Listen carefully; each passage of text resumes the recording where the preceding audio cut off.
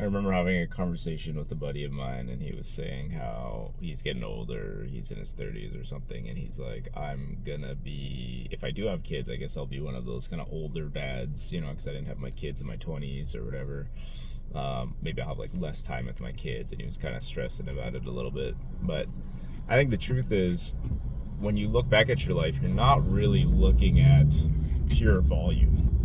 There's moments that you remember that are really impactful and important to you, but you're not really remembering every second of the last 10 years, let's say, right? So even if you have less time with your kids, if you make the moments matter, then it's more significant than having more time with your kids. There's lots of relationships, I'm sure, that you're aware of, everybody's aware of, that there's been 30, 40, 50 years of just medial, like not great relationship, right, with your parents or whoever it is, your brothers or sisters. And then there's somewhere, 40, 50 years of not great relationship, and then in a year or one or two moments, that whole relationship changes, and those moments become more significant, or certain moments become really significant.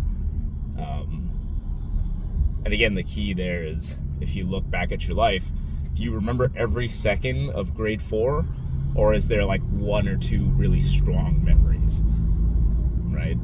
And when you look at life like that, because it's more accurate, that's just how the human brain works, there's less reason to be stressed about how much time you actually have for whatever it is.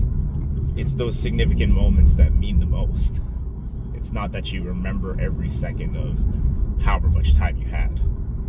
You could have 50, 60 years of nothing really significant happening, and then one really significant moment, or even just a year where there's 2 significant moments, 3 significant moments, that everything comes together and everything feels different. Perspective changes, right? Those 30, 40, 50 years didn't really matter. You probably won't remember that much. Same thing with me. There's instances in my life where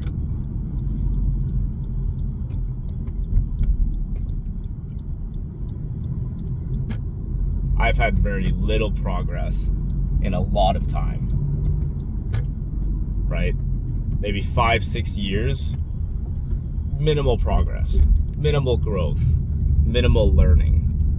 And then I've had times where literally in 1 year, I've jumped huge amounts of progress and growth, learned a bunch of things, changed who I am,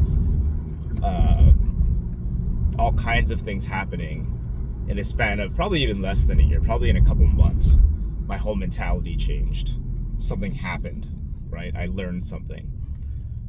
And so there's a lot of reason to like not be so stressed about time passing, where you feel like you're wasting time, or you're wondering what's going to happen next, and when it's going to happen. The impatience is not really logical based on how real life actually works, in the sense that literally anything can happen at any time. Now, that said, you have to put yourself in a position where you can allow for the highest chance and the highest probability for those moments to happen.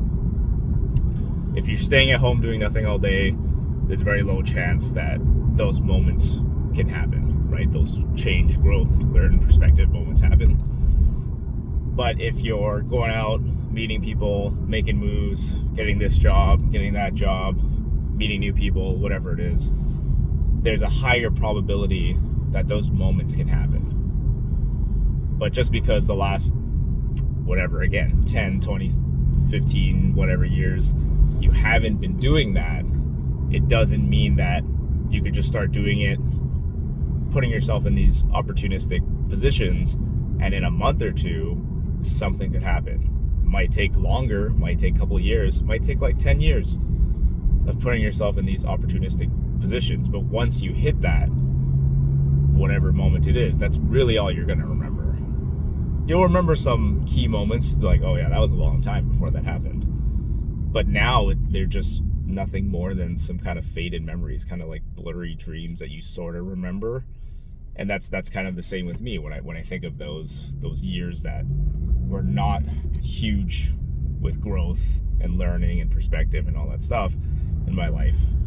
I don't really remember that much. I remember that feeling, I remember that time, but I don't remember every second of every moment in those 3 to 5 years or so.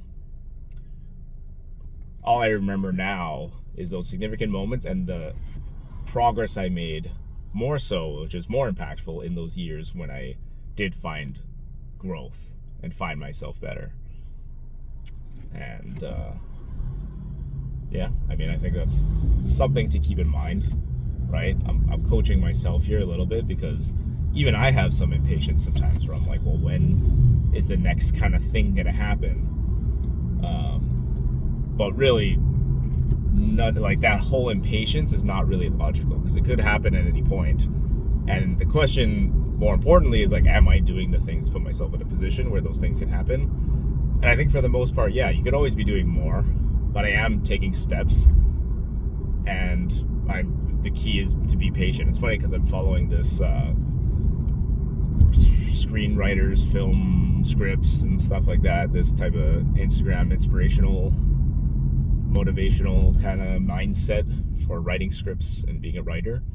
And a lot of the advice is to be patient with yourself and just patient in general.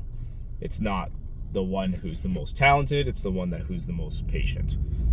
The one that can sit with themselves the longest and sit down and write, or the one who can do the process for long enough in their life, years and years and years and years and years, that eventually something will happen, kind of thing, right? The longer you're in it, the more chance you have for that thing to happen. And I think that's applicable to like all of life, right? The longer you stay in life, the more chance you have for things to happen. And I don't mean just staying alive. I mean having the hopes that your life can be what you want it to be, and trying to make moves towards that thing, right? Because there are people that'll be making moves towards the thing they want in life for dozens of years and get no result. But maybe it's the 50th, 60th year where they finally hit that stride and they hit that thing. Whereas most people, they'll take, a couple strides, maybe 1 or 2 tries at most, if that. It doesn't work, and then that's it. They're out of the game, right? Or they just never try. That's even more common, right? Is you're not really in the game of trying to find the life that you want and all that stuff. You're kind of just accepting of whatever it is, and then you complain, right?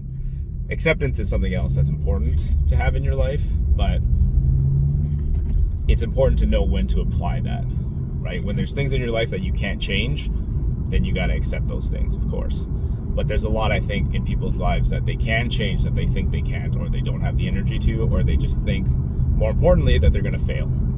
So they don't even make those steps. So in that sense, you're not really in the game. You're not playing the game of life. You're just living, right? Nothing wrong with that. If that's what you want to do with your life and that's what makes you happy, then there's no judgment, right? If you're happy with your life, there's nothing I can say. That's awesome. I'm happy for you. That's amazing.